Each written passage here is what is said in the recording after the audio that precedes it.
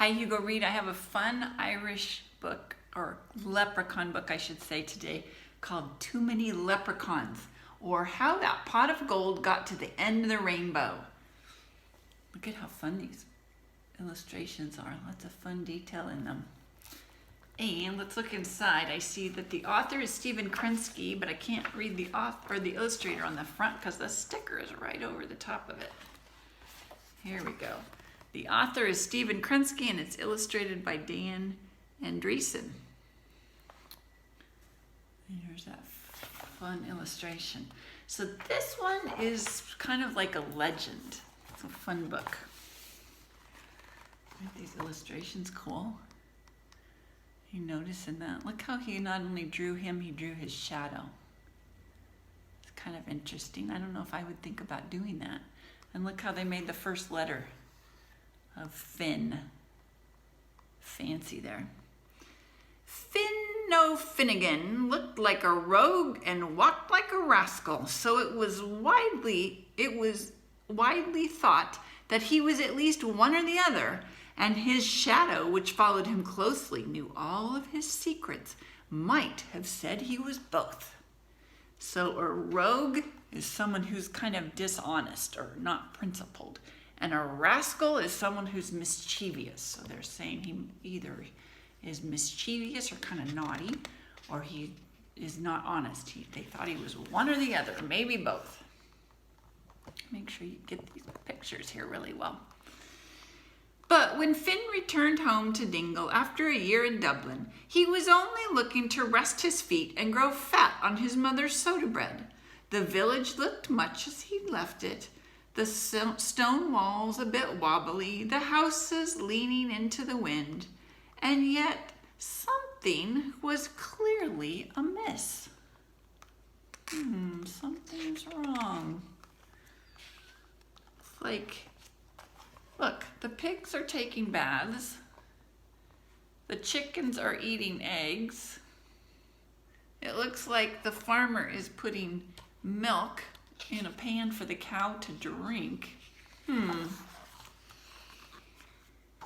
At his own house, Finn was surprised to see his mother cleaning up broken dishes with a broom. Mrs. O'Finnigan let out a great yawn. "So here you are, Finn, and it would be glorious to see you if only I could keep my eyes open. But the leprechauns are everywhere making fairy shoes with that infernal tapping. None of us have slept in weeks." At that moment, Finn heard a steady tap, tap, tap in the yard and went to investigate.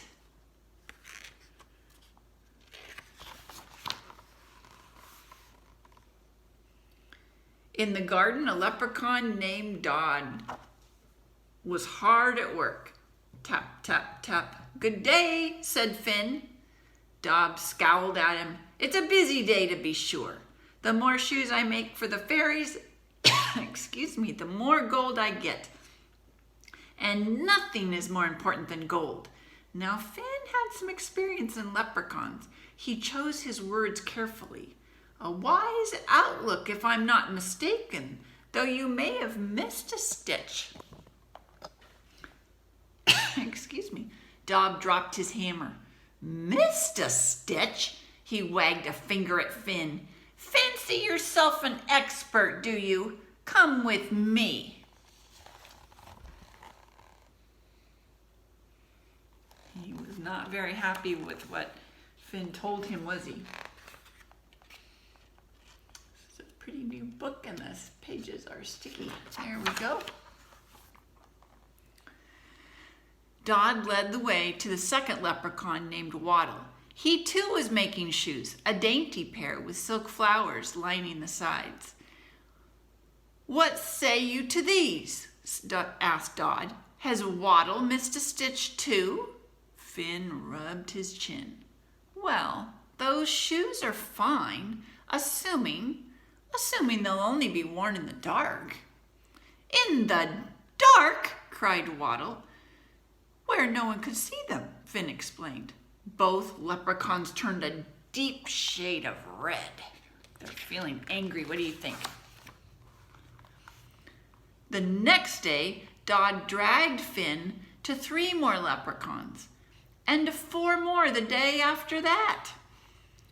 By week's end, Finn had seen shoes of every size and style, and for each fault, flaw, or defect that he mentioned, the angrier the leprechauns became.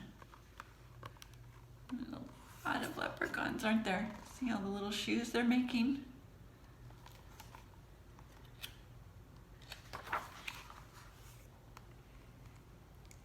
Leprechauns are sensitive, Finn observed to his mother. And greedy too, she said. But don't put my heart crossways by taking too many chances. There was a knock at the door from Dod. You're just in time for tea, said Finn. Dod snorted. It's not tea I'm after, it's you. Follow me. Look at this. What is this? Dob. I've been saying Dod all this time. Dob. Mrs. Brown makes mistakes when I read too. Dob. Dob led the way to the field where all the leprechauns stood waiting, and as Finn approached, they moved back slowly to reveal a great pile of gold. We hardly could have gained all of this, said Dob, if our shoes were not the finest of their kind. Impressive, said Finn. You could see that the leprechauns loved their gold dearly, so dearly that it might be their undoing. Perhaps, Finn went on, if I saw all of your shoes together, I might change my mind. Yes, yes, the leprechauns agreed. They were sure that would make all the difference. Tomorrow morning we will bring the shoes to the village square, they promised. Finn nodded. I'll be counting on it, he said. Who do you think's gonna trick who here? What do you think Finn is gonna do?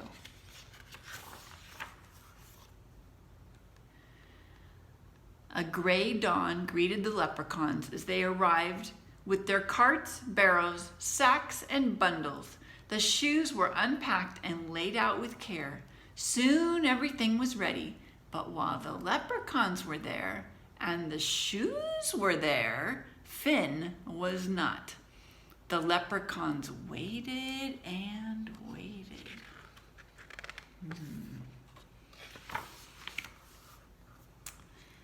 The sky cleared before Finn finally appeared. Sorry, I'm late, he said, although he didn't sound very sorry at all. Finn marched up and down the street. At some shoes he stopped to point in astonishment. Oh. At others he simply clapped in delight. Excuse me. A very impressive sight, he said finally. I can see why you were proud of your treasure. Dob frowned. We're proud, he repeated. Are we not still proud of our gold? Well, you could be, said Finn, if your gold hadn't suddenly disappeared. The leprechauns turned pale. Disappeared? Such a thing was beyond imagining. Still, it might be best to make sure.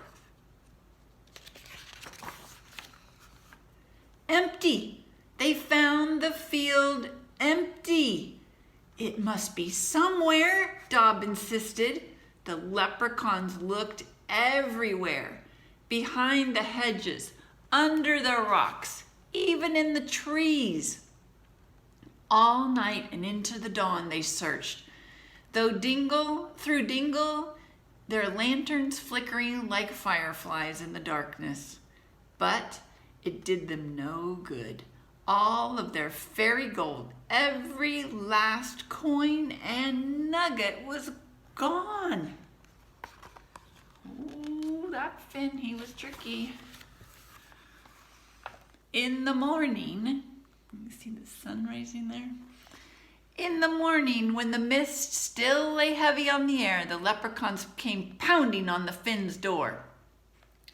What have you done with our gold? Dob demanded. Finn shrugged. All is not lost, only safely tucked away. I'll make you a bargain. If you promise to leave Dingle and never trouble us again, I'll return your gold. It pained the leprechauns to admit defeat, but not as much as it would have hurt them to lose their gold forever. Reluctantly, they agreed to his terms. Then we best be moving along, said Finn, looking up at the clearing sky. Remember, they were keeping all the people up because they were tapping, making shoes all the time. So Finn tricked them to get them to go away. Ooh, look. Who's inside? See Finn and his mom? What else do you notice in that picture? Do you see the rainbow? Finn then went home to his mother, who after a good night's sleep baked him more loaves of soda bread than he could eat. As for the leprechauns, they were heard grumbling at times about how Finn had outwitted them, yet they were secretly pleased as well. For if the truth be told, they've kept their gold at the end of the rainbow ever since. So that's the end.